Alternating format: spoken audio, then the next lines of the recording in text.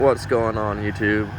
So I'm going to give you guys a walk around and introduction to my newest purchase.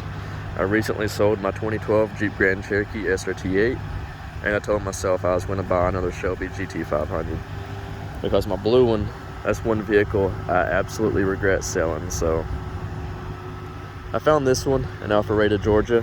I picked it up Wednesday, so 2 days ago. Spent all day yesterday polishing it, trying to get the paint looking good and reflective. Right now it has quick detailer smears all over it. But anyways, this one is relatively bone stock. I mean, it has some minor bolt-ons, like the tasteful stuff. You can already tell right now it's got suspension and wheels on it. It's got the Ford Race and Handling pack on it, which has the adjustable dampers all the way around, power stop, drilled and slotted rotors, American racing wheels, 19s. Not my first choice in wheels, but it is what it is.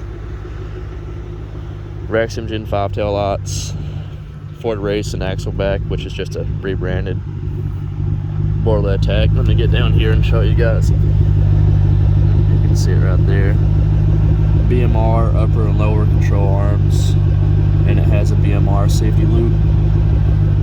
Stock exhaust manifolds, unfortunately, and stock catalytic converters.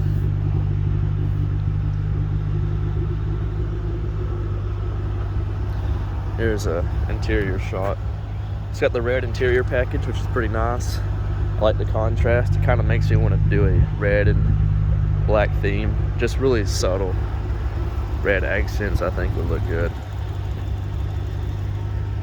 But the interior's in great shape. The leather's in good shape. It does have a Super Snake hood. It's a true fiber hood, which, if you can't tell, you can see some orange peel.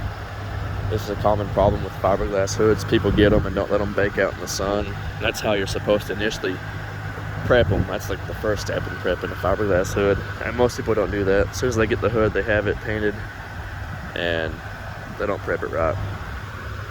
So that's one thing that does kind of kill me about this car. The hood is not perfect, but it does look good. I mean, it's a nice 5-footer.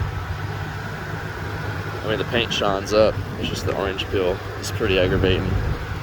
Put the headlight covers on it, and that's electrical tape on the bottom so it doesn't scratch the paint on the bumper.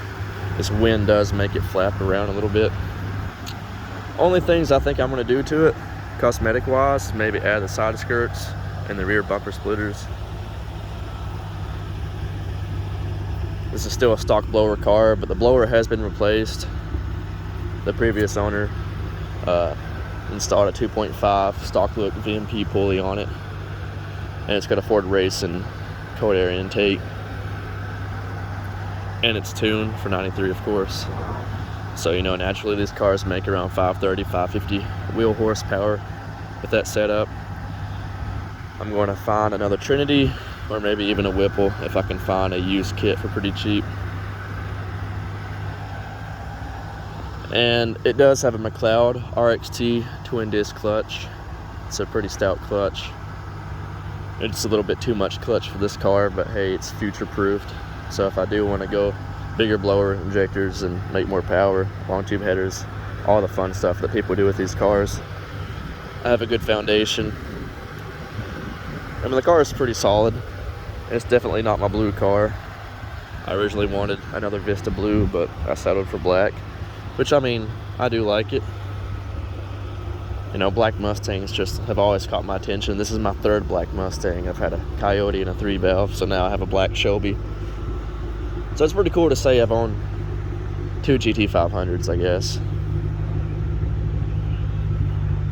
But I wanted to give everyone a quick walk around of it because, again, I am going to start modifying it, so it's always cool to have like a baseline. Like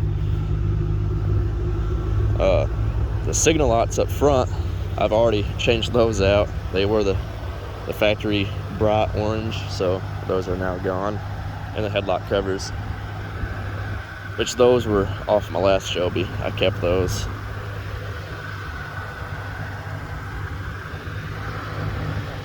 Stock shifter, I want to put another MGW. My blue one had an MGW shifter.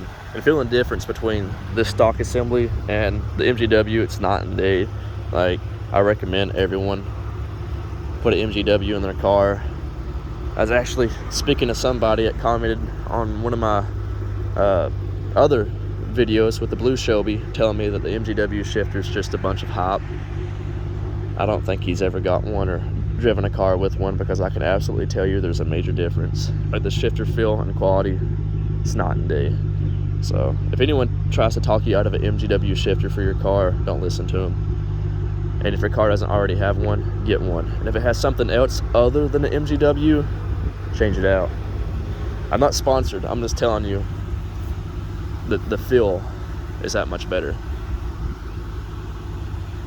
This car also doesn't have any type of louvers or scoops, and I kind of like that look, the clean look, especially how he has the side and rear windows limo tinted. It's pretty nice. I'm going to tint the windshield, go with 35% just to give it a complete murdered look. I thought about doing some flat black stripes on it. What do you guys think about that? Or should I just leave it the way it is? And I've also thought about changing out the hood. If I can find somebody that would trade me a stock GT500 hood, black in color, I would do a straight trade. It's just because the orange peel is killing me. I may, if I get ballsy enough, I might try to wet sand it and polish it out.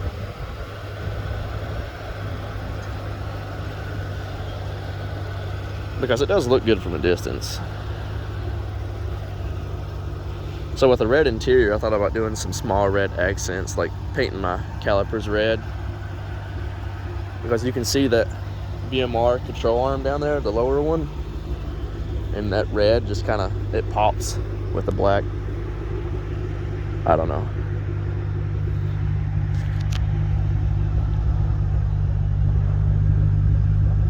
So yeah, anyways,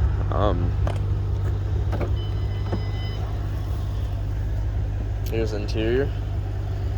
That's pretty much it, so stay tuned for future updates.